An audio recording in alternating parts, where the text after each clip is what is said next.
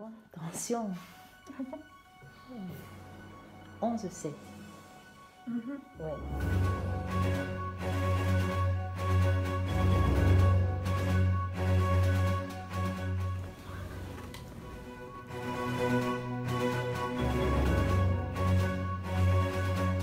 Bonjour à tous et enchantée. Donc aujourd'hui, je viens répondre à mes patients, mais surtout ceux qui sont venus pour perdre du poids de façon plus ciblée.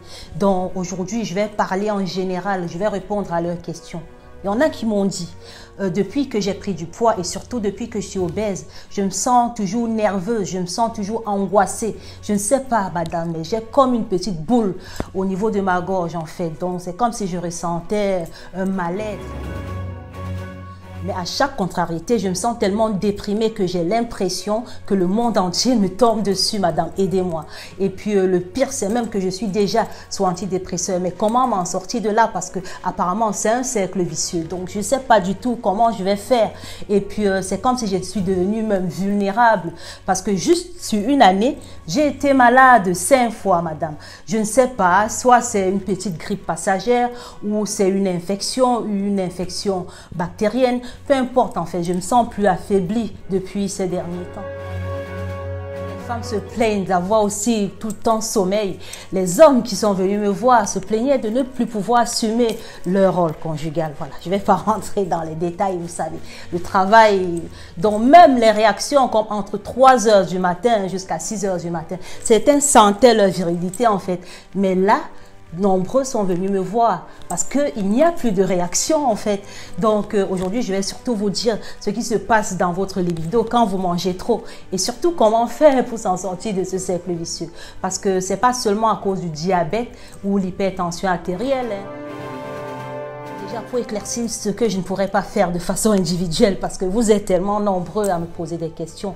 Voilà les risques qui sont liés du moment où vous commencez à sombrer vers l'obésité. Donc votre posture va changer. Donc nombreux m'ont dit, voilà, c'est comme si mon dos, enfin je suis devenue plus petite même en fait. Votre posture change en est parce que votre ventre plie votre colonne vertébrale. Donc du coup vous avez des maux de tête, ça c'est normal. Vous avez des douleurs au niveau des épaules, ça aussi c'est normal. Et puis de plus en plus vous aurez la pression de votre corps qui va peu à peu écraser les articulations de votre genou et du coup là vous allez ressentir des douleurs.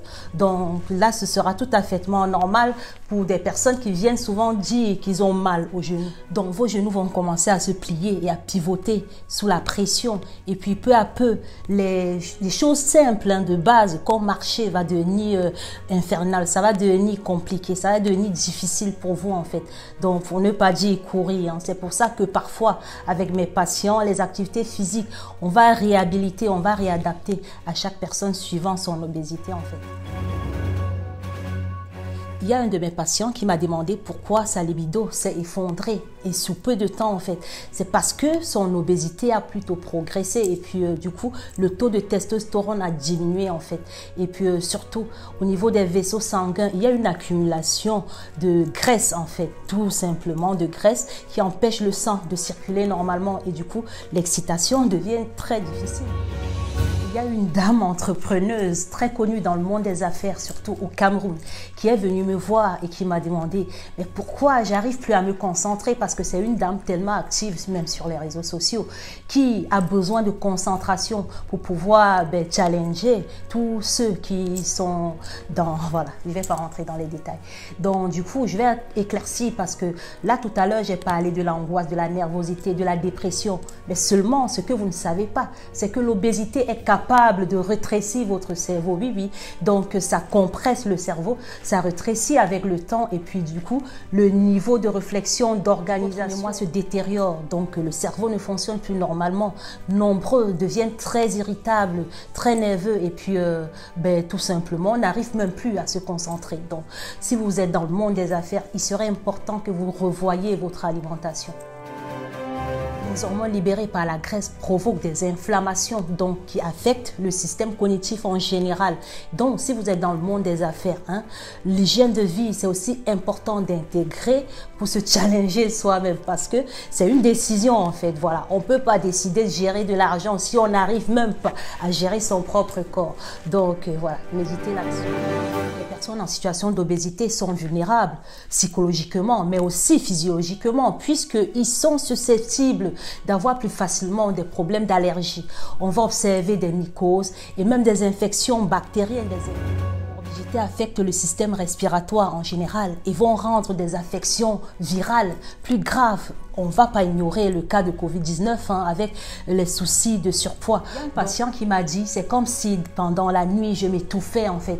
Donc parfois, je fais des rêves bizarres et puis c'est comme si j'arrivais plus à bouger, j'arrive plus à respirer. Donc je vais vous dire, donc vous savez que la respiration est régulée par le cœur. Donc quand vous êtes en situation d'obésité, mais votre cœur souffre parce que du coup, au niveau de votre cœur, il y a surcharge de la graisse sur les artères coronaires. La graisse qui se trouve au niveau du cœur va boucher les artères coronaires, ce qui va entraîner donc un trouble de rythme en fait, même une crise cardiaque. Donc le sang aura la difficulté à passer dans les artères. On va donc avoir un rythme cardiaque irrégulier, d'où les petites sensations de coupure de respiration pendant la nuit. Et puis on va parler donc d'insuffisance cardiaque. Donc les amis, ne gardez pas de telles informations pour vous et puis n'hésitez surtout pas à m'écrire, à me poser des questions et puis c'est toujours un plaisir de lire vos questions. Il y en a qui se plaignent du fait que je ne peux pas répondre individuellement. Oui, je ne peux pas parce que vous êtes nombreux, mais je prends toujours la peine de récapituler les questions. Ce que je vous promets, c'est de toujours répondre à vos questions. Donc avant de poser vos questions, prenez d'abord surtout la peine d'aimer ma page et surtout de partager la vidéo qui vous a inspiré en fait. Abonnez-vous, partagez si vous le souhaitez, si vous sentez que voilà, c'était pertinent. Et surtout, prenez soin de vous. Il n'est jamais trop tard de prendre soin de soi. N'oubliez jamais, parce qu'il y en a qui m'ont dit, je suis trop vieux pour faire du sport. Mais non, faites du sport. Même si vous êtes dans un fauteuil roulant, vous pouvez bouger, d'accord? Et puis surtout, par quoi allez-vous commencer? À la prochaine.